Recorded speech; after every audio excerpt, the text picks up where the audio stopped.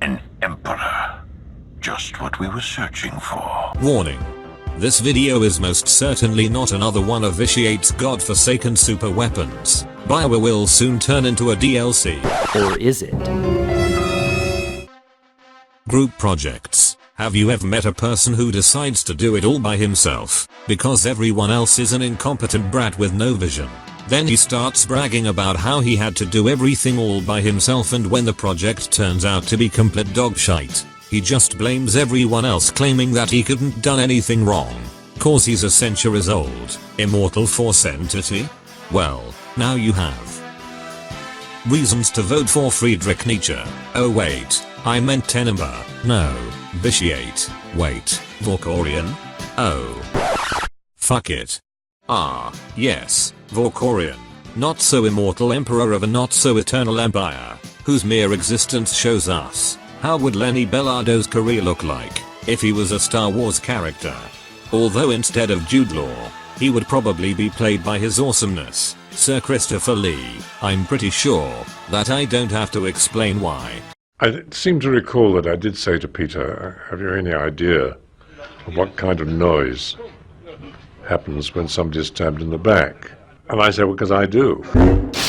Okay, so you get the idea, but to fully understand the hero of today's episode, and a toxic father-child relationship he has not only with his children, but also his whole fucking empire, we have to go back to the times when Valkorion was still known as Tenebrae, and to his own dysfunctional father. I said give me a break. Get off of my back, damn it. I didn't learn parenting. My daddy was a planet. Now is probably the time to explain that young Pope reference from before. Just like Lenny Bellardo, Valkorion had a fairly unpleasant childhood. The absence of a competent father figure hugely influenced the way Vitiate sees his role as the Emperor of the Sith, just like Lenny sees his role as a Pope. But who is Tenebrae's father? That, I will tell you. Tenebrae was born as the bastard of a Sith pure blood, and some random, unimportant peasant girl, on a planet known as Midrios.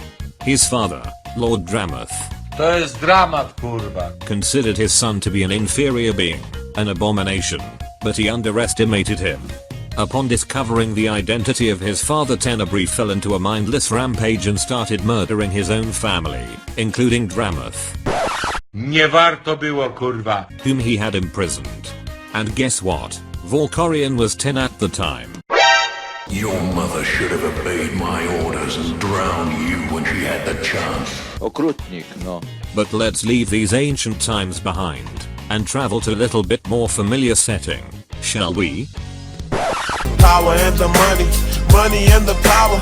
Minute after minute, hour after hour. After Vitiate gathers the remaining Sith Lords and becomes the most memorable Sith Emperor of all time, Tenebrae finally has the opportunity to shape the future of the Sith as he sees fit. Therefore the Empire we all know and love is born out of his own idea. And what was Vitiate's idea at the time, you ask me? Well, he was the Sith Emperor, so obviously his idea was to consume people's souls, then rage some wars, then consume some more souls, then rage some more wars, until, finally, he got his ass kicked.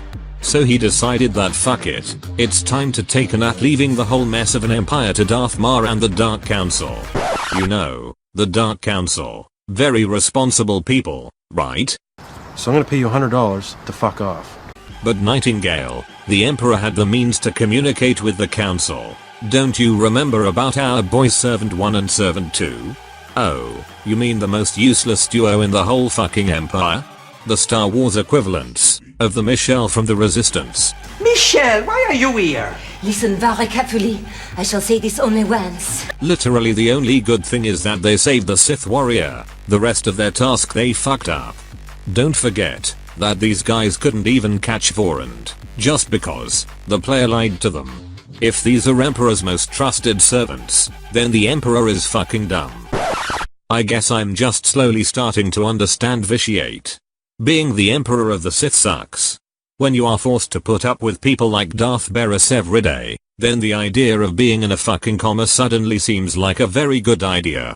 Unfortunately, it turns out that no one Even the immortal emperor who can control multiple bodies at the same time and suck planets dry can't sleep forever. And let's be frank, if you were forced to wake up and see what Bioware did to Darth Revan after Knights of the Old Republic, you would have done exactly the same thing the emperor did. Coście skurwysyny uczynili z tą krainą pomieszanie katolika z manią postkomunistyczną. Let me get this straight. We all do stupid things, right? Especially when we are young. Unfortunately, very often the mistakes we have made are irreversible. For example, it turns out that if you accidentally created a powerful, powered by rage and greed empire, inhabited by billions of people, it's not easy to simply walk away and pretend it doesn't fucking exist. That's just fucking common sense, right? But what isn't the common sense is murdering those people in a stupid attempt of aborting the empire you fathered. And why is this, you ask?